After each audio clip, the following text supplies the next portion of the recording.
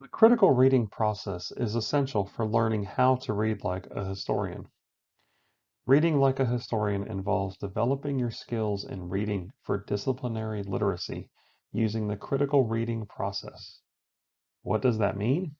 Well, it means reading to understand the historical context of the text.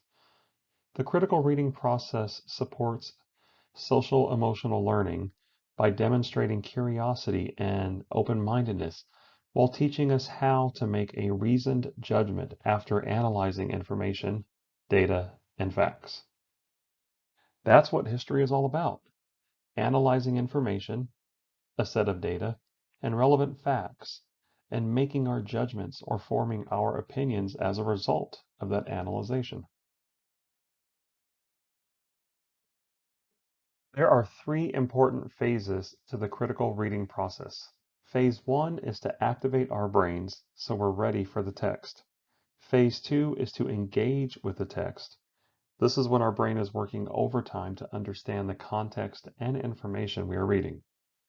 Phase three is how we extend beyond the text and apply the information and knowledge we've learned from the text.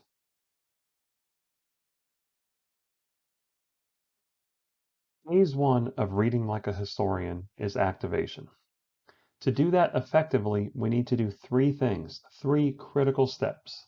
Step one, have a plan for reading.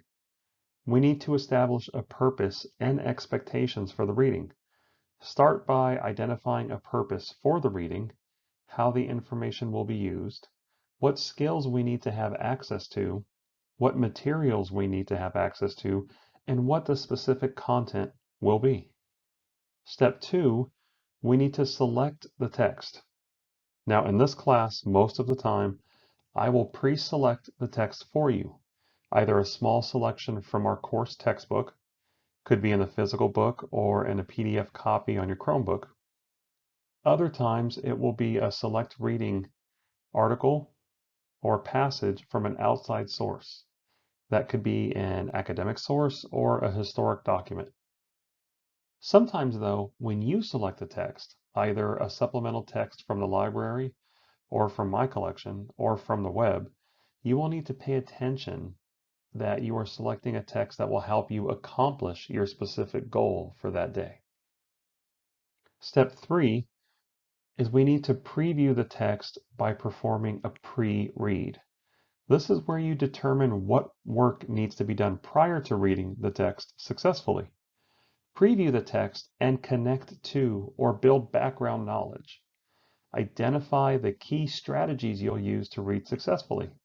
Strategies like focused note-taking are very helpful throughout the critical reading process.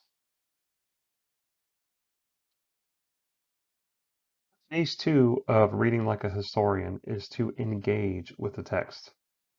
There are two important steps to engaging with the text. First is to build our vocabulary, both our academic vocabulary and the content-specific vocabulary. You can do this from our textbook by searching for the key terms, vocabulary, and dates from within the margins, writing the information in your notebook and connecting it to your objective or essential question. Remember, how you take notes is up to you so long as you take notes. From the provided text selections and workbooks, the key vocabulary will be provided, though you should still note it in your notebook. Second is to interact with the text, to make it have a connection to your understanding, to have meaning. First, you want to read it like a quick read to get an overview. Then you read it more thoroughly for an understanding and to organize your notes. You can number the paragraphs, you can identify key terms or phrases, key vocabulary. The main function is to identify the key points of the text, the who, the what, the where, the when, and the why of an event. Reread those most important parts of the text and reread again if necessary for mastery. How you will use this information, how you will interact with the text is what's important.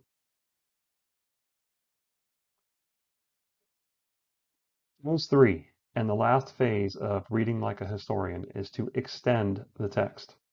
To do this, to get beyond the text, We need to apply information and knowledge from the text. What will the reader do with the information? How will this knowledge be used for a test, maybe, for a paper, for a class project, for our notes, or for some sort of presentation? Identify a strategy or strategies for processing that information, for taking it down.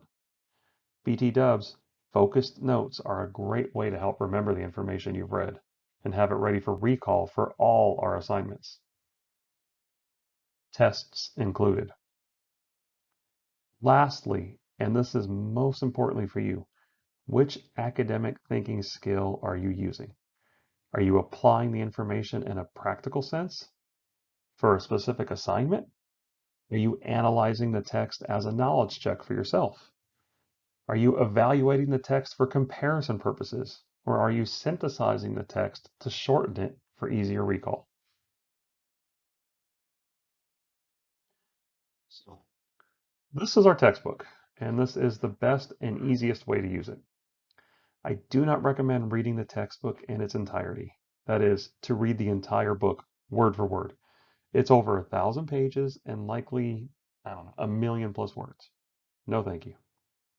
So we'll be reading select passages from both the textbook and the workbooks, either with the physical copies or via PDFs online.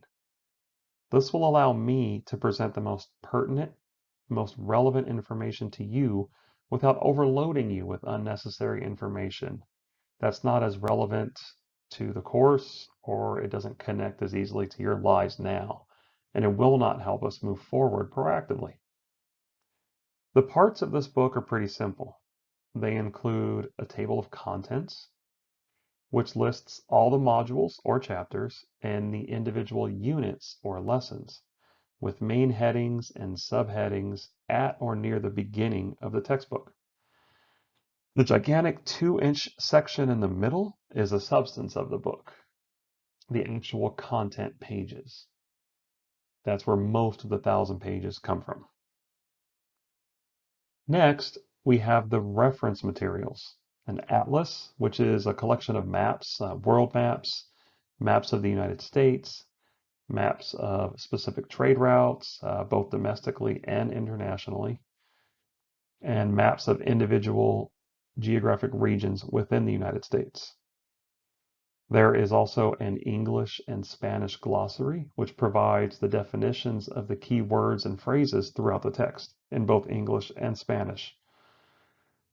When we are conducting a pre-reading as part of our critical reading process, this is where you'll find the definitions of the key words and phrases for that particular lesson. And lastly, there is an index, an alphabetical listing of every key word or phrase used throughout the text, shown with the same page numbers that the word is present or that it's used within the text. This is an easy way to start with a vocabulary word and see what module or chapter and which unit or lesson it was used, where you can find it without having to flip through 10 or 15 or 20 pages.